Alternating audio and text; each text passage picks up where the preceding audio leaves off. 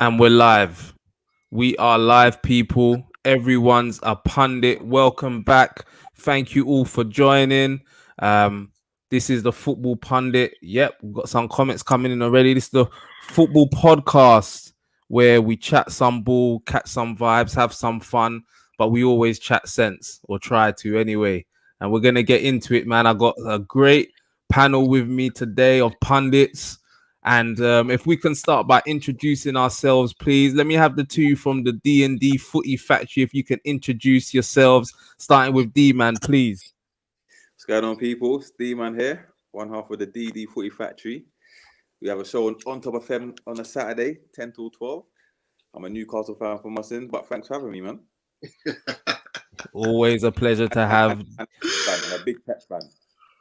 Big what? Pep Guardiola. Big Pep fan. Yeah, we don't worry. Dan's gonna explain why he's just said that. You know, he's gonna come at some point today. Double D.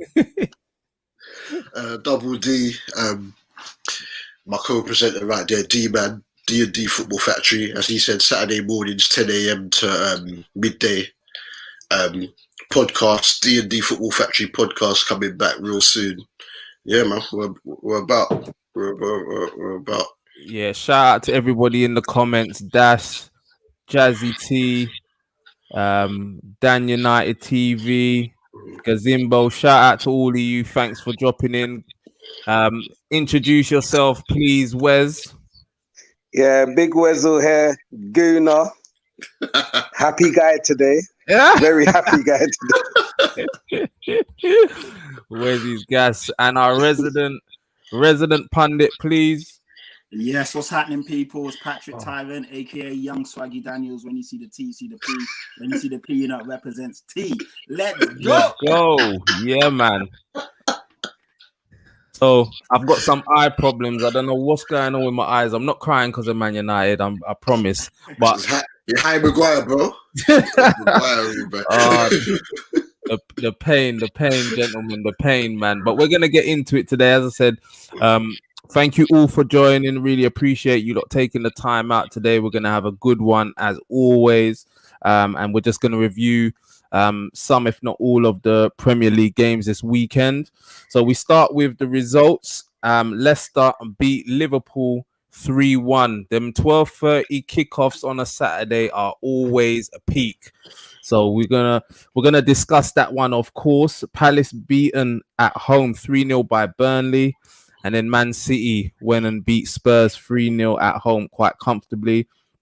Brighton and Aston Villa played out a 0-0 draw, and then today Southampton lost 2-1 at home to Wolves, and Manchester United drew 1-1 with West Brom away. Arsenal and Leeds was a really entertaining game, as you knew it was going to be.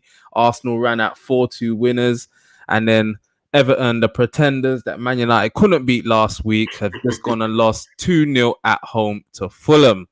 So those are the Premier League results so far. I believe Chelsea are playing tomorrow. Can't remember against who. You guys will be able to update me. D-Man's Newcastle. Are you mad? Newcastle. Oh, how could I have forgotten that, eh? How could I have forgotten that? My bad, D-Man. My bad. I said, are you mad? With chest. Oh, gosh. So Chelsea are playing Newcastle tomorrow. I think we got Newcastle soon as well. It may even be next week. Yeah, next week. It may even be next week, boy. So may I forget Dan up in here again next week. Still. But where we're gonna start today is Liverpool losing away 3-1 to Leicester because Seb, sorry, I've just got to go get something. I'm gonna be back. no, you're not. Back in about 20 minutes. Yeah. You can wait, you know. You can wait. But we're gonna start with you, Double D, because me and you have been speaking about this game, and I fully respect your views on Liverpool. As I said, there's certain Liverpool fans, and I've always told you, man, I'm sorry if you get hit with any stray bullets. You're never my intended target when I'm firing my shots. But let us know what your thoughts were, because Liverpool were winning that game and they were playing well, and then it all fell apart. This is what we were talking about yesterday, Sebs, you're one of the few United fans. I've got my boy Tish and a couple others that actually like they're logical with the football thing. Some men are just gassed out of their brain. And as you're saying, Liverpool were comfortable. I was on my way back from the show. So I got in probably about 25 minutes in. And all I'd heard on the radio was another Liverpool attack. Salah almost scored. Kasper Schmeichel made a good save with his legs. But in the first half, Vardy hit the bar. I think that would have been given offside. But because he didn't score, they never had a look at it. And then he had a header that he didn't get much purchase on. But apart from that, Liverpool were passing the ball, moving it. They were playing okay. Second half started, they were moving with a bit more conviction. They took the lead. Great assist by Firmino. Salah passed it in. World-class goal. And then after that, I don't know what happened. We were so comfortable. I was thinking something's going to happen here. I just knew that something was going to happen because we were so comfortable. And then it's a poor challenge by Thiago. But we know that he's from his debut against Chelsea when he gave away the penalty when Jorginho missed, when he clipped Werner. He does these things, and we've known throughout his career that he does these things. As great he is on the ball, as great a dribbler as he is, going back, it reminds me of all the yellow cards and whatnot that Paul Scholes used to get back at Man United, from Man United back in the day. The challenging is, I love the fact that he's working, but you have to get your body in the right areas because there wasn't much contact there, but it's just that he's got his feet in a mess. Yeah. They looked at it for a penalty, even though I thought that they could blatantly see that it was outside the box. But you know what it is? It's about when your foot's on the line. They class the line as being in the box. Yeah, the line's in the box. They're looking for. They were looking for, but obviously it was given outside. And then you just knew that they were going to score from the free kick. But then this nonsense with, was it Amate or was it Ndidi that was meant to be offside? I think it was Ndidi, wasn't it? Oh, No, was it Ndidi? Was it Amate? It was Amate, yeah. Now, this is what I don't understand. All I want is consistency. Because earlier on in the season, Patrick Bamford scored a goal for Leeds at Palace, and they gave it off because though his body was in line, his arm was in the air because he was telling where they wanted to put the ball, and it was disallowed after a review by VAR. West Ham and Aston Villa played, if it was not late November, it was early December. Ollie Watkins had his hand up when he scored, and they gave it offside, though his body was his hand was offside. So they're trying to say that Firmino's foot was playing everyone on. But all the rest of Amate's body was off. So if they're being consistent, it's offside. You get what I'm saying? Because obviously he's trying to kick the ball right in front of Alisson. So therefore you're interfering with the line of where the ball's coming. But the goal was given. And then after that, it was just capitulation. The second goal. And obviously, I think that's the 13th or 14th combination that Liverpool have had at centre-half this season because of all the injuries, putting midfielders in. Phillips has played, Williams has played, etc. Right? Quebec is your first game. I don't know how much time these lot spent on the training ground together, but someone called to someone, man. Alisson's coming out with no need when Quebec had it under control, and then Vardy's gone through it, and it was funny because the way, well, obviously it wasn't funny, but it was like, if you don't laugh, you're crying, the way things are going for Liverpool at the moment, right? And the way that Vardy got the ball, he kept kicking it close to the goal. And I was thinking, does he think that he's going to get pulled back for offside or whatever? And then he eventually kicked it into the goal. And I'm sitting there, I think it was good. Then the third goal, we just given up because Quebec, though he was already on the yellow, he couldn't challenge Barnes. He just set him up a 3-1 and shot. 3-1 done. And I'm just mystified that 7 minutes of madness and spoiled what otherwise was a performance where they completely contained Leicester, completed the counter-attack. But that's how it's going at the moment. And it's just crazy. So I'm sitting there and I'm thinking, we lost 4-1 to City last week. And until the Alisson errors, that game was pretty even. So I'm thinking, it's not that no one is actually sticking it on us in any game that we've been losing since Villa. But because we're not scoring enough goals and we're making errors, it's going to total up to a defeat. And we weren't doing this in the previous seasons, which is why we've almost accumulated 200 points. But I'm just sitting there, I'm just mystified at what's going on. Like, it's totally mad. What would you say, Big Wesley, to the capitulation that you saw there, because a lot of Liverpool fans have pointed towards their injuries as being obviously a reason as to where they are now. But do you think there's a little bit more to that when you see the capitulation after they conceded that equaliser? You know what? What really confuses me about Liverpool, as defending champions as well. Okay, you got the injury. You didn't really replace Van Dijk at first, but it's the constant rotation at centre back. I don't understand the theory behind that. Don't you want like two consistent players to like play together, like know each other inside out? But that's the thing. There's not been the opportunity to do that, Wes, because we've got all three of the senior centre halves now are all out for the season with injury.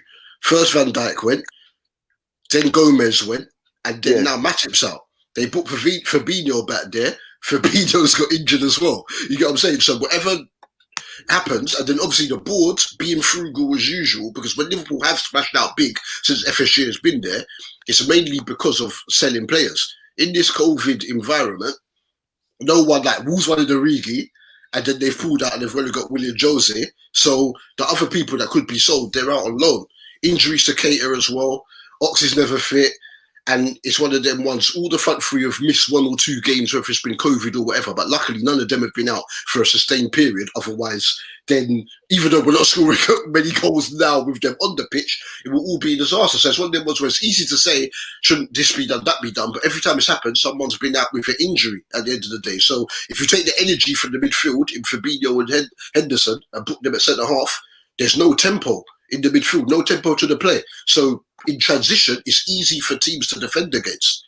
Whereas before, when the tempo was there, then Liverpool pulling away, who can touch them? And that's why they beat up the league last season. That's why even though City won the league the season before, they lost 1 game in the whole season, and that was against Man City. And we all saw what happened in that game. It could have gone either way. Like, it was I think a millimetre of the ball wasn't across the line when John Stones got his foot to it. Otherwise, we could have got something from that game. You get what I'm saying? But it's the injuries. I don't like to go back to tempo. But your tempo that you lot played the last season, the season before, was crazy. How was that going to be sustainable with that first 11 that you kept playing every single game? This is the thing. There was only before we've done well. Klopp is very close and listens to the nutritionists and physios a lot and certain times Liverpool come out and play a game and maybe one of the front three might be rested. But Jamie Carragher, me and Sebs were talking about that as well, did a very good piece on Monday Night Football last week about the amount of minutes that they've played since the Champions League final in 2018. And the reason why is because, let's look at it at the end of the day, the backups, some of these men aren't good enough. I've said what I had to say about Origi. Love the guy for the goals that he scored, but not good enough. But Double D, let me interject just there very quickly, because we've got a comment here that says, "Don't blame injuries, meant to be a top team." What type of comment is that? Have you seen how many injuries we've got? Yeah. But the best centre half in world football is injured. And man are going on like as though it shouldn't be spoken about.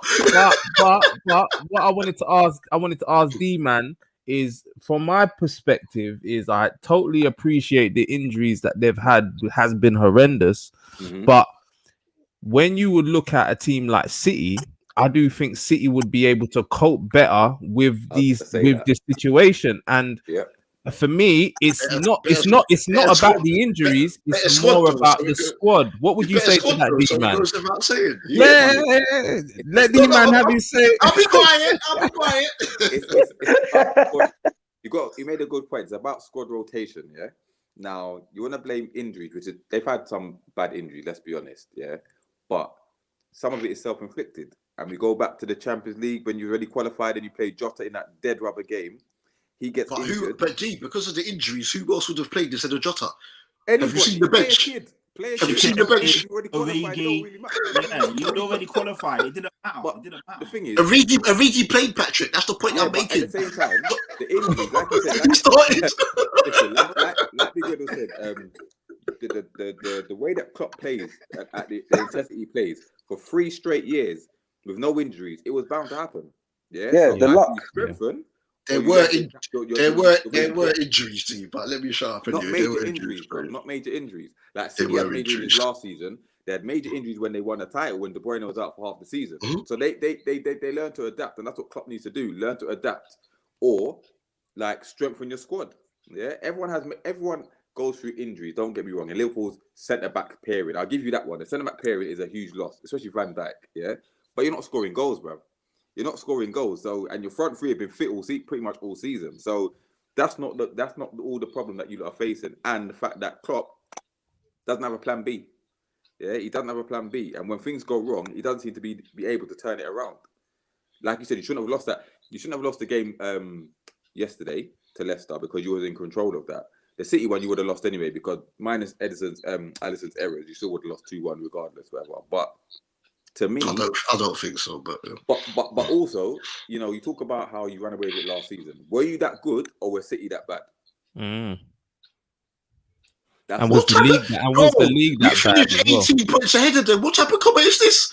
No, you're saying were they that bad? What type of thing? Or were you that good? That's what I'm just asking. Yeah, we were that good.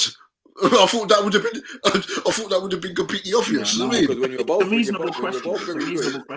good, But the point, and you don't listen to what you're saying. You're saying, but be able to adapt. City have a better squad, so obviously when there's injuries, you can put people in that are better. This is the point. That's the point I'm making, though. Double D is I think a lot of it comes back down to the fact that the squad hasn't been invested in in areas that it should have been. Now, don't get me wrong. I know you can't. We've not got the money, bro. We've not got the money. I've just said, what was the first thing I said when I started talking? I said that the board, we've mainly spent big when we've sold people. If the Coutinhos and whatnot in this world were not sold, you're not going to see your model at the club. All right, that's your model. Could you replace Lovren? Could I replace Lovren when they sold Lovren? Should they? That is the only one there that should have been, because he was the fourth choice. That should have been there. That's just that one there. Just Lovren, though. That's the issue, then, isn't it? You should have four centre backs, so you got 3 out. At least you've got one centre back that can pair with. And then you bring in a kid, and then you play that, and then you just do what you're doing because, like the midfield has been formidable, and more time, you just maybe adapt the way you play. You don't play with your Robertson and your Trent so far up. Maybe you play a little bit more reserved at times. But you know what? We will move on to as well is obviously the fact that Klopp has conceded the title now. Pat, what do you think is Liverpool's realistic target now for the rest of the season? Because and a word on Klopp as well. Obviously, he's had a lot that he's had to deal with, and you can see that he's physically and emotionally like drained at the moment. But where do you think that Liverpool's targets are now for the rest of the season? Is it a top 4 or top 6? Top 4 on a trophy. That will be Liverpool's. They're still in the Champions League, so they got a good shot at that. We all know, the quality that they have in that team, and obviously they'll be fighting for the top 4 like everyone else. That's what I firmly believe. Why is D-Man shaking his head? They're not getting Champions League, bro. I'll tell you that. Oh, wow. Jeez. They're not getting Champions League. Wow. Without them centre-backs, they're not getting Champions League. Without Van Dijk, what, not winning Champions League or not getting in the Champions League? No, they're not winning. They're not winning it. They'll get. They're not winning it. Not winning it. I think they'll finish second. I think they'll still finish second. Yeah, but they won't get the Champions League. Finish. Yeah. It's a tough one, man. I mean, you just can't call it, innit? Knockout tournament, anything can happen. So, they've got more than enough going forward to outscore a team. Yeah, I don't know. Klopp needs to figure out his centre-back pairing. He's brought in 2 young I say young, one's 25, one's 24, whatever they are. He needs to figure out who's playing where. Fabinho and Milner, so not Milner, and Henderson playing as centre-backs. You lose a lot of that midfield fight and still. So one of them 2 has to play in the midfield. And for me, I think their biggest problem is bringing in Thiago. He doesn't fit the system. And yes, he's a world-class player. He was available for good money, innit? So I understand why he went for him. But every time he gets the ball, he slows things down. He wants to be on the ball. He wants to pick a pass. He wants to dribble and run with it. Liverpool's midfield never used to play like that. They used to just bypass the midfield and get it to the forwards. Or get it to the wingers. Or the wingers, you have Trent and Robertson. Now you've got someone who wants to be on the ball and be glitzy and this and that. And it just kind of takes away what Liverpool do. So I think that's a big problem. And I think when Milner came off on Saturday and Thiago came on, you saw the difference. So it's going to be a big conundrum for Klopp to figure out: does he drop Thiago and revert back to the style that got them where they are, or do you bring him in? And I think he's been a problem. Do you know what I mean? It's an interesting point you make there, Pat. This is what we do on Everyone's a Pundit. Double D, what do you think to what Pat just said there? Because I think there's maybe a little bit of weight behind them comments there. What do you reckon?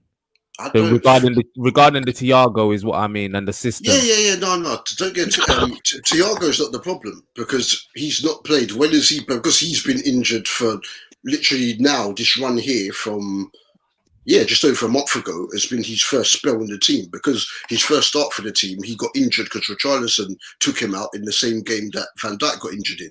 So he's not played with Liverpool's best 11 yet. So he's not the problem. And even yesterday he didn't start. He came on after about 20 minutes from Milner because Milner got injured because it's another injury. You get what I'm saying?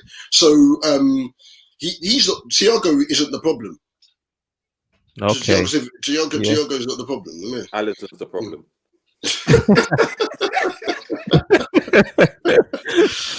But this is what I mean, though, when I say that, we can blame injuries and we can look at all of that stuff, but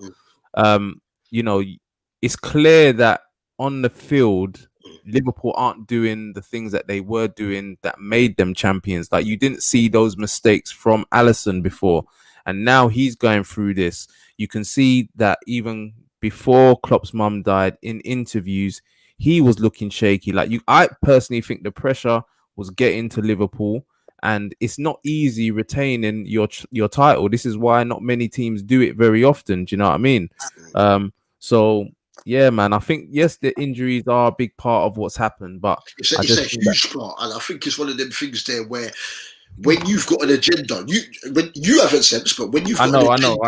When you've got an agenda, it's so easy to just be like, the injuries this, and completely bypass it. Because if you look, especially on Twitter, which is why I try to stay off, anyone analysing Liverpool is not trying to talk about the injuries. They're trying to keep up their agenda bypassing what the main thing is. I don't think you understand. In over 30 years of watching football, I have never in my life seen a team have 3 centre-halves out with season-ending injuries at the same time. Never in my life. You get what I'm saying, bruv? So you can't understand it. So if you're going to take out the tempo and the guys that intercept and give you the energy, take them out the midfield and book them at centre-half, then that's what's going to happen. If Man City had to play Gundogan and Rodri at centre half, I still think they would have got through this period more points than Liverpool would have got, but they wouldn't be running away with the thing because the people that intercept and give the energy in the midfield would not be there. Our squad is not as big as City's. Our squad is not as good as Manchester City's, which is why what we did last season was so sick. You get what I'm saying, bro? So I know. We're playing the style. You get what I'm saying, but I hear you. But last season is last season now. That's all we do have to always point to. That is, we're hitting a new season now, and you get new problems. You have to find solutions to problems, and at the moment, Liverpool aren't doing that. Don't you stop continuing on my last thing, is because D related to last season in saying that when Liverpool that good or City that bad. That's why I'm connected with the last season thing. Otherwise, I wouldn't go on that much. They lost 9 games, so I don't know why people are making excuses that they weren't that bad. They finished almost 20 points behind us. He's saying they were bad though because they lost 9 games. So we'll get on.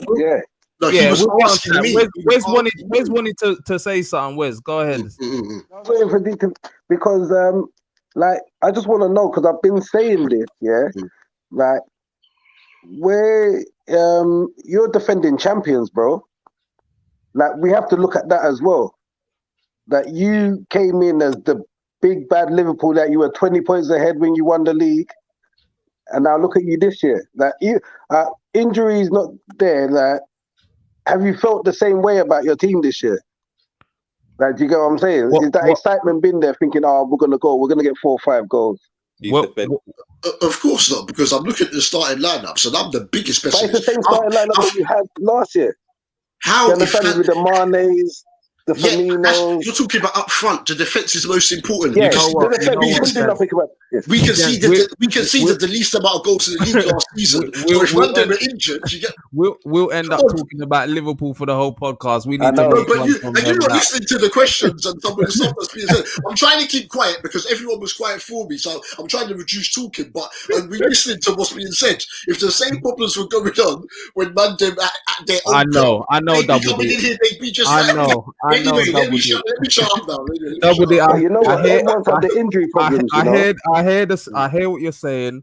I hear what you're saying regarding, but I think it's one thing that we can't forget is that even when your team had the full 11 out, if I remember correctly, you had all your players playing and you lost 7-2 to Aston Villa. No, I think Mane was out with Corona, which is the point. Okay, That's Corona. That's one player. So I think it's one player. So I think that it was clear at that point that this ain't the same Liverpool, because even if Mane wasn't playing in the game last season, you weren't losing 7-2 to nobody. But anyway, we'll move on now and move on to Manchester. I've got something for you being a Man United fan, but let me simmer. Don't worry. You're gonna have plenty of time to split your lyrics. We'll move on to Manchester City because it looks like they've got one hand on the title now. Pat, what do you reckon about City? Because obviously they played your boys, and I've seen a lot of Spurs fans on Twitter, including yourselves, basically saying it's a free game. Like, so what if we lost that game? Do you know what I mean? You speak to us. Speak to us. It's not so what, but like I said on Twitter, I'm a realistic fan. I didn't expect us to beat Man City. So if we did get points from that, for me, that's a free hit. You got to be real. I'm not going to be out here, we're going to beat Man City. They're on probably, I think, 15, 16 games that they've won. That's the most consecutive wins for a Premier League team in history. They're in formidable form. Their team is mental. We all know that. And they're hitting gear at the right time. So I didn't expect us to beat them away from home as well. Even home away, it's still difficult to go to someone's ground and pick up points, as we all know. So I didn't expect us to win. Unfortunately, we didn't play that. We played okay in the first half. Second half, we went to pot. But yeah, I didn't expect us to win. And that's what I was saying. But okay, but I totally get that you didn't expect to win. But does that mean that after the game, you turn around and look at the performance and then say, well, okay, it's Man City and they're too good for us, so that doesn't matter? Is that acceptable? I didn't say that.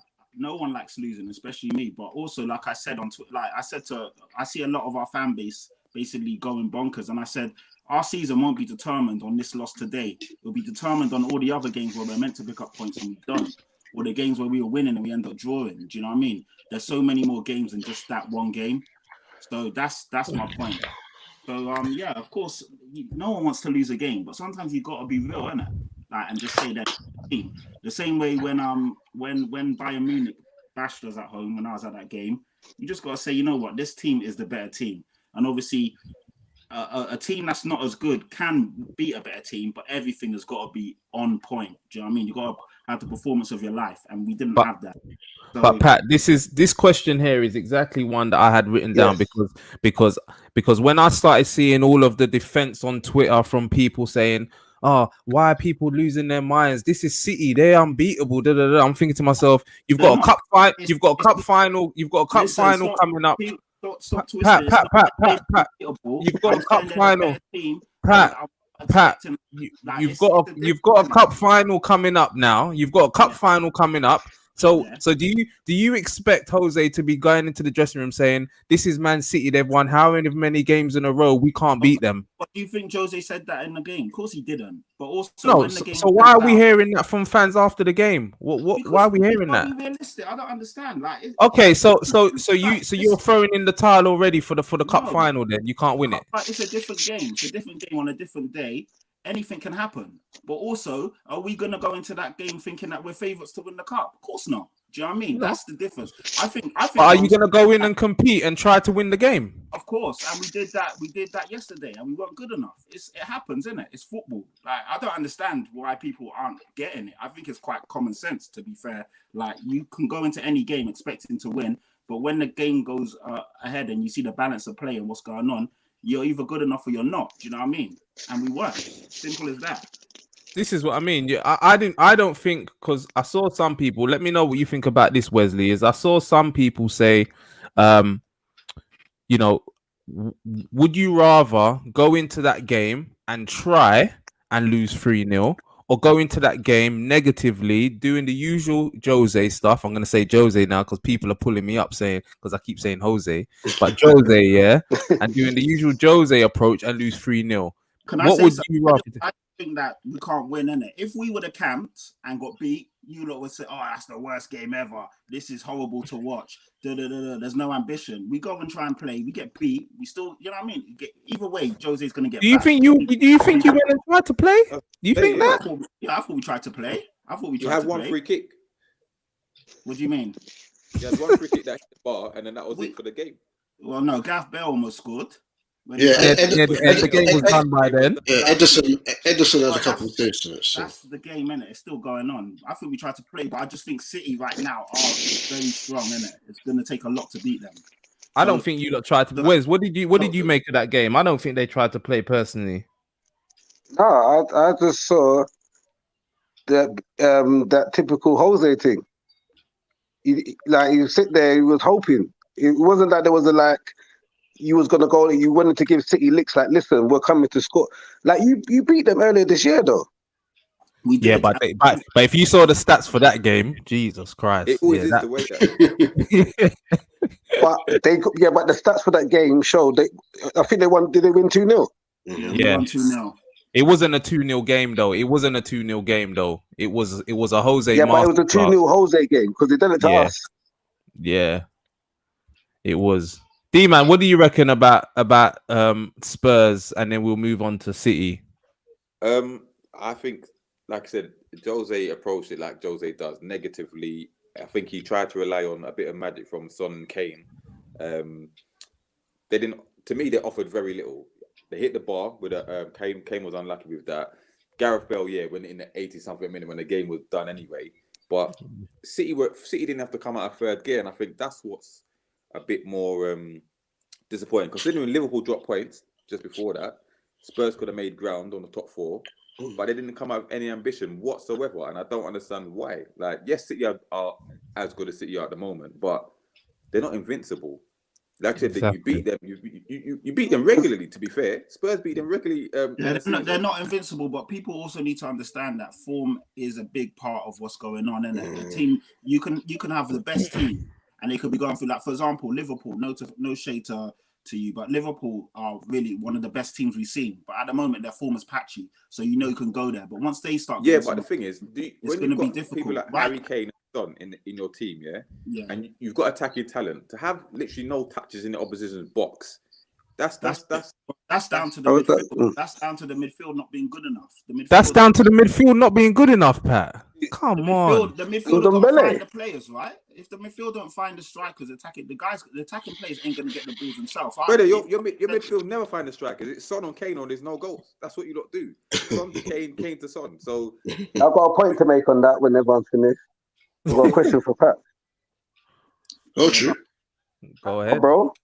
Is it fair now to say you lot are a one-man team?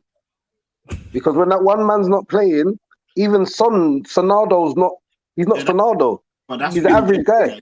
You gotta be. How can we be a one-man team? You're taking one game that we weren't good in and saying that. No, I'm looking at the last few games where Harry Kane's been injured. And you lot have been Spursy. It's been getting Spursy again. 1 or 2 games. So let's cut all of that. That's not. I'm just thinking because if Son and Kane have both got about 13 goals, right? Son's got about 5 or 6 assists. So clearly we're not a one-man team. No, but that's when Kane's playing, though, isn't it? That's when Kane's playing. By himself. It makes sense, isn't it? So anyway, next question. It's not. This ain't question time, This ain't question time. You don't feel like without Kane, you're not really Spurs. It's a genuine question. It's a silly question, isn't it? It's a silly question. It's not a silly question, Pat. Double D, come true, man. What you got? What you want to say on the situation? First of all, you can tell that Wesley's team is the only team to have won this weekend because he's got mad energy. He's got the mad energy. His smile was just lighting up the bloody room. He's like, no one can chat for me. No one can chat. I'm sitting back, chest out, you know. You know what though? On a real, because I would like to hear your take on it, Double D, with regards to, because people say that I'm biased. I'm an ex-United fan. People say I got agendas. What do you think about the football that Spurs play and their approach to that City game and any other game that we've seen recently? It's something that D-Man says regularly on the show. Football has moved on in terms of phases, formations, and whatnot, and styles. But Jose seems stuck to back when he was at his zenith, winning trebles at Inter, etc. And he's not really adapted to the new way of football. When it goes right, they call it a tactical masterclass. But when it goes wrong, you're just sat there. And even sometimes, as Wes was saying, first half Tottenham were brilliant. Second half come out, it seemed like just Arsenal had the ball. But because obviously Tottenham had a lead to protect and they managed the game. But then if just say it was a draw, then people would have said that, Arsenal should have, Arsenal with a better team, etc. You get what I'm saying? Offer that. But yesterday, look, Tottenham fans were realistic because though they've had a good record against Man City recently, they were kind of defeated before the game started. So I think they just kind of wanted to get it out of the way. Yes, we did expect more from them from an attacking perspective, but some of the defending at times is just suicidal, and the defenders are not disciplined enough to be able to carry out what Jose wants to do. Davison Sanchez on the floor, Gundogan is just Gundogan. First of all, Gundogan needs to stop scoring. He's getting on my nerves, man. He's going on cold. What 11 goals since what is it, like December or November or something? Just play him. Forget Jesus and Kun. Let Kun rest himself till his contract ends. Just play Gundogan up top, man. It's the quality of the goals as well. It's not like he's just scoring tappings. He's trapping the ball in the air, or he's doing a little Cruyff turn and bending it in and whatnot, like quality finishes. And he gets a lot of these goals when De Bruyne doesn't play. So even when they had their Centurion season, De Bruyne only played 90 of the league games because this is what I'm saying. The squad, they were able to plug in and put man in there. Because before, if you look at Gundogan since he's been at Man City, he has rarely started 3 or 4 games in a row. It's in, out, because this is just what Pep does. But yeah, so I Tottenham knew they were going to lose. I did expect them to score and more of them from an attacking perspective, but just looked like they're just trying to get that out of the way. And now they've played City twice and Liverpool twice. I think now they're looking to go on and accumulate as many points as possible. But if they just attacked more in certain games, it could have been better. Brighton the other day, woeful performance, and they rushed Kane back. And obviously they got the job done against West Brom, but they should have been able to go and... Yeah, on that point, actually, Pat, because you've been very vocal recently that you've been Jose out or you're not happy with Jose. So what going forward now, what do you see happening with Spurs under Jose? Do you think he can turn it around? Do you blame the same players that were good enough at the beginning of the season when you signed them or good enough in November when you was top of the league? What's your take on all of that? I think it's a mix of everything. The players and Jose, both have been good. In my opinion, I'm still Jose out. Obviously, that's not going to happen. So we're going to have to see how the season pans out. But yeah, our defense isn't good enough. The midfield is okay. Obviously, we've got amazing attacking talent in Son and Kane. So it's a mixture of everything. But yeah, I just think as well. I mean, Jose, I've always been a big Jose fan, but I'm not a fan of what he's doing at Tottenham. But I do think that people just always jump on him for whatever reason. Like even you said, him hugging the players and the players not looking, I don't know, something along those. And I was like, no, don't misquote me, please. Don't misquote me. Don't misquote me. I said that Jose's hugging the players, like, and the way it was at that moment, I was thinking the way he's hugging them is like everyone's gonna cry. Like the way it was over the top. He was going. For me, he's a showman. He's a cameraman. He loves the show. When you watch the end of the game, it wasn't like you lost the cup final or anything. You lost the Premier League game. But he was going around hugging all the players, patting their heads. Like I just thought it was over the top. Yeah, if any other managers does that, no one talks about it. It's just basically No other manager does that though. If Jose was to, but they do though. You see that after the game, managers go up to their players and say "well done" or whatever. If Jose was No, they go up to their players. They say "well done." They pat them. He was going and he was giving them a full blown hug. You know he was full blown hug, consoling them, every single player. I don't get the Jose agenda. I don't get it. I don't understand why it's always. But you've been Jose out though. So what's this Jose agenda then? But the agenda is when other managers do that, no one bats an eyelid. If Jose was okay, all right. And not okay. So let's keep it to football then. Let's keep it to football. Why are you bringing up that comment? Let's keep it to football then. Footballing reasons. Footballing reasons. Has he been good enough? Has he been good enough? Footballing reasons. Well, you know he hasn't. That's why I am Jose out. But what I'm saying is that. Why are you attacking me for that comment then? I'm not attacking, but I'm just saying like keep it consistent, innit? Because you say, people say you're biased and this and that, and that is basically me seeing it. I'm like, wow, what's that about? That doesn't even. I just don't understand it. It doesn't anyway. It doesn't make sense. It doesn't. Free in midfield says ain't about Jose for me. Even though he doesn't help himself at all, the Spurs team stinks. Needs a whole revamp. Alderweireld, Dunn, Sanchez, and Dyer are garbage. D man, what do you make to that comment there from Free in midfield? Because a lot of Spurs fans thought they had the best window. Don't let D man do this, please. I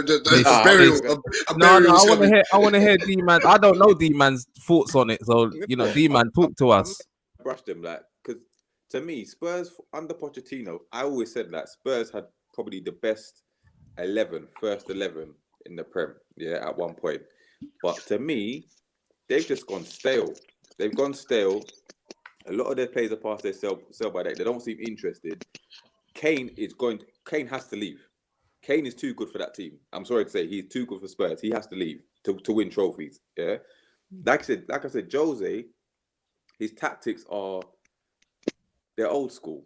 Yeah, they're not for this new school Prem. Like it can only take you so far, and it's only going to be so long before he starts offending half the team, and they get fed up. He already done it with Dele Alli. He's going to do it with Gareth Bale. Though Gareth Bale, why they signed him when he's not interested in football, I don't know. Yeah, like he's running out of options, and to me, they're not going to get top 4. They might get the League Cup. They're not going to get Europa. He'll go off happy because he won a trophy for Spurs. But you don't think we're finishing a Europa League spot? That's what you're saying. No, they're not going to win Europa. They're not going to. They're in Europa League, right? Yeah, they are. They're not going to win that competition. They'll finish in Europa spots. Don't get me wrong, but where's the progression? You sacked Pochettino because there was no progression, bro, and he got you to a Champions League final. So where's the progression? Like I said, Jose's going to probably maybe win the League Cup. We'll be happy with that from a personal perspective. But they'll call that progression. That's what some will call that. A league. I won't agree. I don't agree with it, but some will. Right. And Jose will add it to his CV like this club never won nothing before me. Uh-huh. I'm here, I've won it. Bouncing, yeah. But to me, they should be where the likes of they should be at least third every season, at least, yeah. If they want to progress, but there's no progression, and that's why Kane has to leave. And to go into a game with Manchester City and say, "Oh, you know what? It's a free game, whatever." Not even Arsenal would do that. No disrespect to Arsenal, but look at Arsenal's on the table. They're not going to. Bro, listen. The thing is, like, I'm just real, innit? Arsenal fans can turn around and say, "Oh yeah, we're going to go in there and try and win," but the reality is they're not going to win. So, do you know what I mean? Like, it's not like. Give them a game. Gas it at least and give say them a loads game. of stuff, You're capable of giving them a game. I'd rather be honest. There's no point me saying, "Oh yeah." It's no surprise that you lost. Don't get me wrong, but at least give them a game. So I don't really understand what you lot are saying. Give them a game. Be competitive. It's like they were playing Burnley, bro. Like there was no City strolled for 90 minutes, and it shouldn't be like that against Tottenham Hotspur. They will do that against most teams, though. Let's be. But you were the last team to beat them. That's what I'm trying to say. You were the last team to beat them, so you're capable of beating them, no? Yeah, we are. But also, that was then. This is now, isn't it? Things change in football. It's like people don't understand that. There's but is that any excuse for not momentum? Players not giving them a game or trying to give them a game? Is there any excuse for not trying to give them a game? Yeah, that's. You literally just turned up and laid on your backs, bro. That's not my point, though. My point was, anyway. Yeah, I think. No, so then, are we saying that Man City go for the rest of the season and beat everybody 3-0 and comfortable? No, they won't, because there will be a time when someone does unexpectedly beat them. There'll be a time when things happen, a result might go their favour, etc. Things, you know what I mean? Something could go against. But I'm saying right now, I didn't expect that. Okay, And so this is I think the point that I think a lot of people are trying to make is that Spurs are not Mickey Mouse at the end of the day. Spurs are Spurs. They have what people say is an elite manager that has a CV of X, Y, and Z. You do have players like Son, Kane, and Dombele. You've got some quality players on the pitch. You would expect people to put up, Spurs to put up a better fight against City. It doesn't matter if they're the thing, because when Man United have been in the toilet, nobody's given us anything when we've got beaten 3-0 by Liverpool and all of that. We don't turn up and say, oh, it's Liverpool, they're or City. Do you know what I mean? At the end of the day, a game's a football game. You got to give your all. You got to compete, because Burnley went and beat Liverpool the other day. They're not meant to do that. If everybody goes into these games with that mentality, you just won't beat nobody. That wasn't the point I was making. All right. Wasn't the point. Go on, Wesley. Go on, Wesley. Quick question: what's going to be the process? What's the mentality of beating them in the final? Because they're on fire. If they carry on like this for the next 3-4 weeks, what is going to be the tactic to beat them? The final is in April, so we don't know what they're going to be playing like in April. We don't know what the mood in their camp will be like. We don't know if they're going to obviously take their foot off the gas if the league's already won. We don't know. There's a lot of different things and variables when we go into a game so far away. So do you know what I mean? Of course, every game you try and win, and that's my point. I'm not saying that we didn't try and win the game. Obviously, we did. Like, the tactics weren't great, I agree, and we didn't play that good on the day. But the point is, it's a different game. It's in a different time period. We'll see how things go back then. Do you know what I mean? Yeah, we've got Jose. The way he's moving, it's not like he goes to win games. So I don't know, man. It's frustrating because you went from, and I'm an Arsenal fan, yeah, and you know how I feel about Spurs. But some, especially under Potts, the way you lot attack, even the way you lot beat us. Son's goal and Kane's goal, I've rated it. Like, it bun me because they were 2 sick goals. Like, but if Jose's not allowing man to, like, you got Bergwijn, who else you got there? You lot got a couple youths, fam.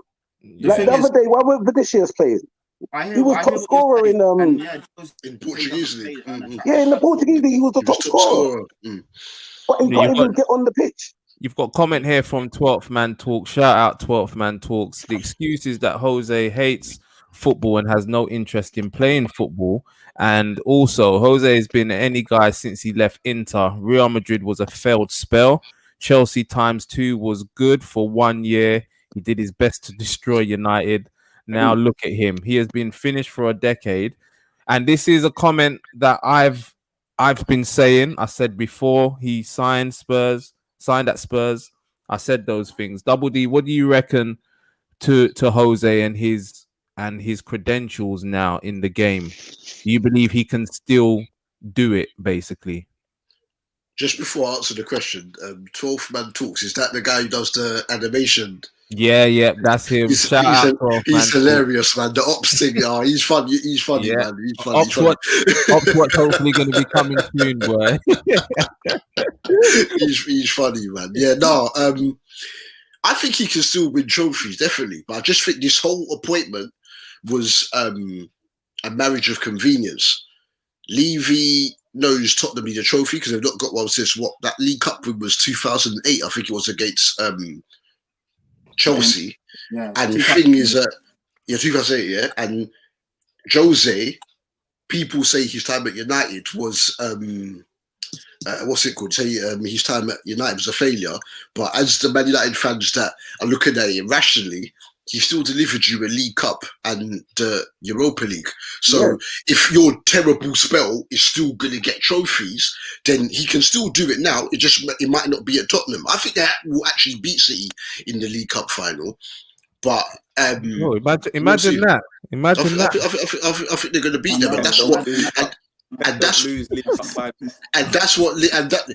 D has got to stop soon. Otherwise, as I said, forget Carabao Cup. It used to be the Pep Guardiola Cup. They're taking the piss every year. You're beating up the team every year. What are you saying about Pep though? Because D-man, I thought you was gonna attack me because I thought Pep was finished. I was waiting for D-man to get on. I'm waiting for you, bro. D-man was gonna get on to me. Look, I've said it. I hold my hands up. I got that one wrong, boy. Pep showing his levels. Man City got one hand on the title. Talk to us, D-man. Let me tell you about Pep. Yeah, Pep is the greatest footballing coach of all time, bro. Not manager, coach of all time, yeah? Fergie can have the manager label. Pep's the coach, bro. To say my man's finished was ridiculous. Remember, this is actually his team now. Yeah, if you look at the personnel, the majority are his buyers, isn't it? So he had the excuse of, use certain man's other teams, whatever, done what he did, yeah? Now, you're going to see what they're going to do. Yeah, that's all I'm going to say. They got no striker, bro. They're playing the majority of the games without a striker, without De Bruyne, without Aguero, yeah? And they're bullying up this league. And they ain't losing no League Cup final either. I don't know where we're getting that nonsense from. Yeah. D-man, I hope you're all right, rude boy. I'm just throwing a spanner in the works, baby. I've got a question for D. I'm quite level-headed about it, but nah, they're not. Spurs ain't beating. Joe's ain't beating him in a cup final. I'm telling you, he done it once, and that's his luck, bro. That's his luck. It's not happening again. It's not happening again. But credit. Huh? You said he's the greatest coach, yeah? Yeah, in my opinion, yeah. Yeah, do you know what, yeah? Like, to me, to be the greatest coach, he had sick teams. Like, now, for me, you see Pep, yeah, if you put him in a computer game, like, fam, he had bare, like, 6-star teams, fam. He hasn't had no average team where you have to say, yo, Or Poch like, done a Pep, thing with Pep has Spurs. had, you understand what I'm saying? He ain't had no average man, and he's always had money, fam. Why is that? Because he's earned the respect, my friend. Yeah, he's earned the respect. You can't give Pep an average team at his level, bro. Save that for Jose, who's declining as the years go by. When you are elite, man, Man's coming with the EFOP. His senior career, what? 2000. His senior professional manager came. 2008 was it? 2007, 2008. Yeah. How many trophies does he average per year? Yeah, but he was at Barca, fam. I don't care. He went Barca, Bayern, City. Barca were with a bit of a mess though when he took over. That's a wild. I got it. Barca with a bit of I remember. Bit of a mess, and they had Messi. Not every man, yeah. And how many managers have Messi since? And how much have they won? Yeah, since he's gone. How many won 6 in a year with Messi? Listen, the teams that Pep stepped into, they're going to do well. Yeah. They're going to do well. He and let's be fair. Yes, he's a brilliant coach, but he's also a checkbook manager. He spends a lot every season. He spends money well. This is my point. He spends a lot. Because even look at the Bayern Munich coach now. They've got 5 or 6. Question. When Man United were winning all them league titles, who were the record spenders in the league, bruv? Was it Wenger? Was it Ferg or was it Fergie? When he was bullying up the league, how much did Man United But you know what though? Let's have it right though. We didn't buy players like how Pep buys players. We would do the marquee signing. We'll spend the big money on one player or whatever. We weren't buying. Football's changed though, innit? Football's changed money-wise though, innit? It's changed money-wise. We weren't spending 600 mil on a back four though. No. Sense. Listen, You lot used to take the mick.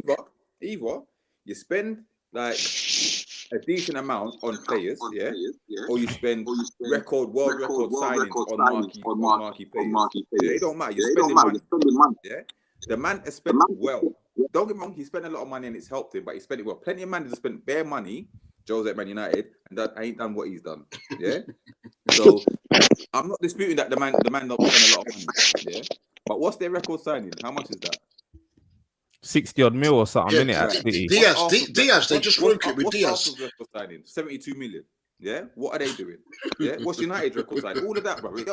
Listen. Nah, but you can't compare the two though, D-man, because just comparing one record signing, you're looking at like look how much they've spent on defenders. It's not comparable. You can't then pull out one. You done world record for the left back and right back.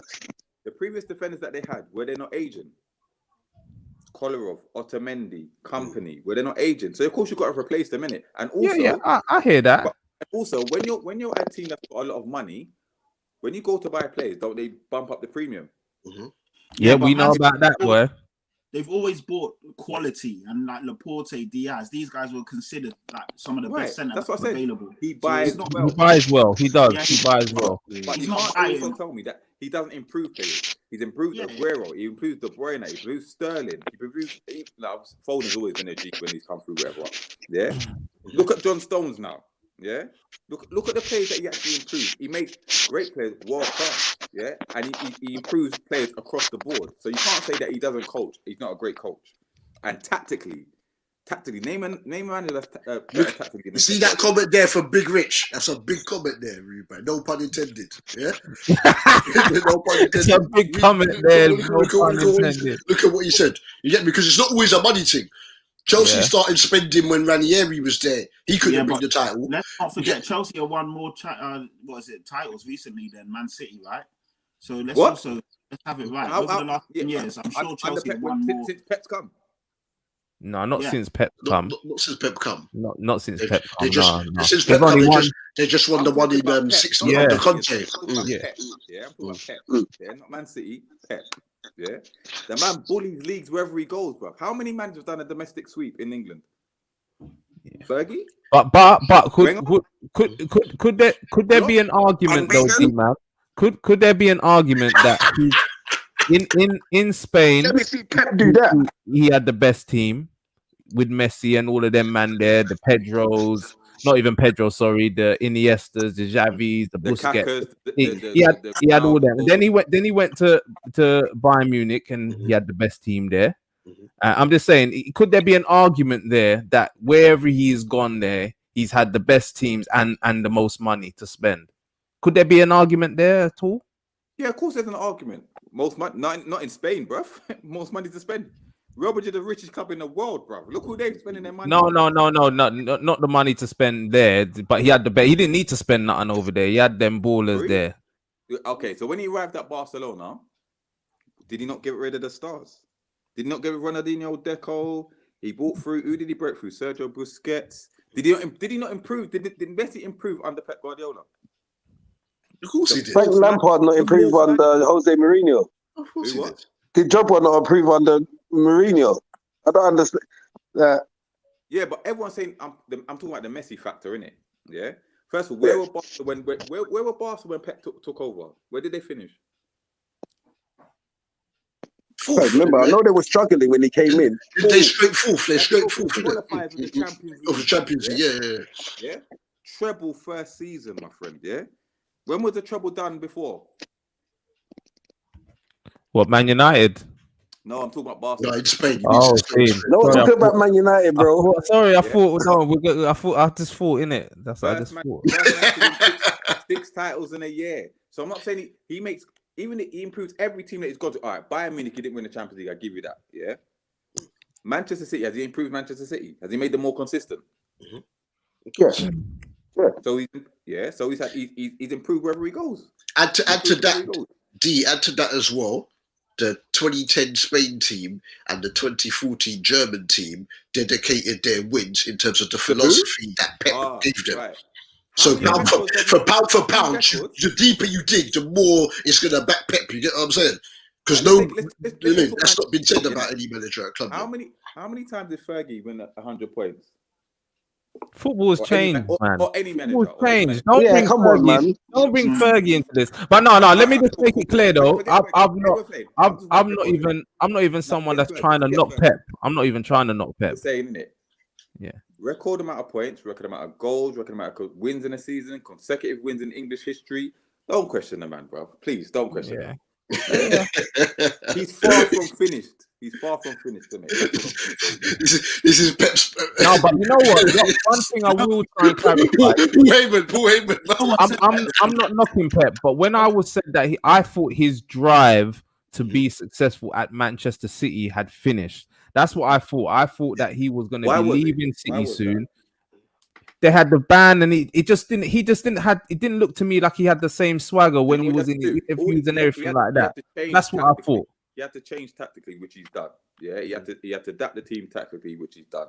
Yeah, they were going through a transition phase, and last season was an anomaly. Yeah, don't get me wrong. This season you're going to see this season and the rest of the years that he's there, you're going to see something different. That's all I'm going to say. So all right. So before we move on, do you expect then for Pep and City now to dominate the league for however many years going forward? As far as he's there, yeah. I'm not saying he's going to win it every season, but to dominate, yeah. But that's all right. No, I'm not going to be City. I understand what you're saying. I understand what you're saying. I'm not going to be City. He only signed that contract. I thought he was out as well, sense, but he signed that contract because he wants to bring that Champions League to Man City. Because that was the whole point. I was going to say, if he wins that Champions League with Man City, Don't bring me on here again, bro. But it's over. he should though. He should with the teams that he's had at Man City. He should be winning the Champions League there. He should be beating Bayern Munich, yeah? Yeah. Say that again. I think he He should. should be Yeah. beating Bayern Munich. Yeah. I think so. Yeah. Huh? Yeah. What the Man City team can't rival Bayern Munich? I'm saying compete, but they should be beating Bayern Munich. Is that what we're saying? Yeah. This season, I think. Yeah. You can in the Champions League, anything can go. Liverpool won the Champions League a few times when they've not been the best team in Europe. I'm not saying it's not possible. But you're saying they should beat Bayern Munich.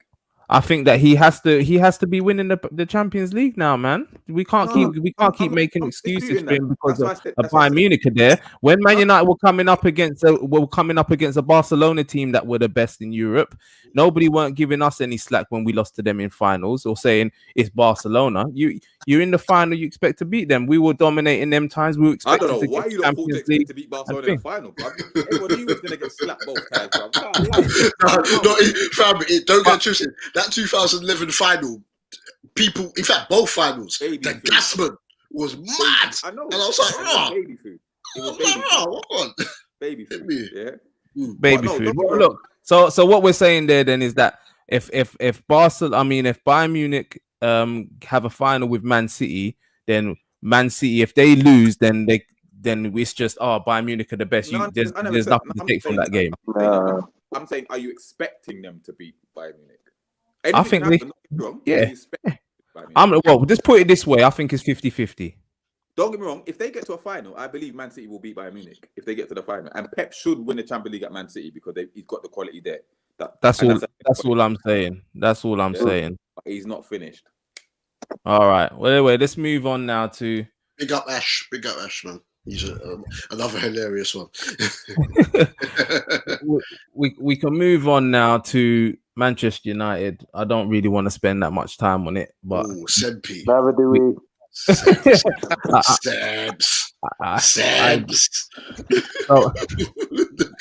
You fam, my boy, as I say, my boy Tish, she left me a voice note earlier. You'd think you lot lost to West Brom today.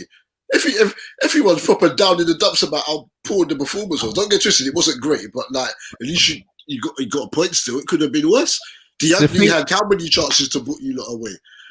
The thing is against Everton, I felt worse against Everton than I did against Sheffield United, and we lost to Sheffield United and they're bottom of the league.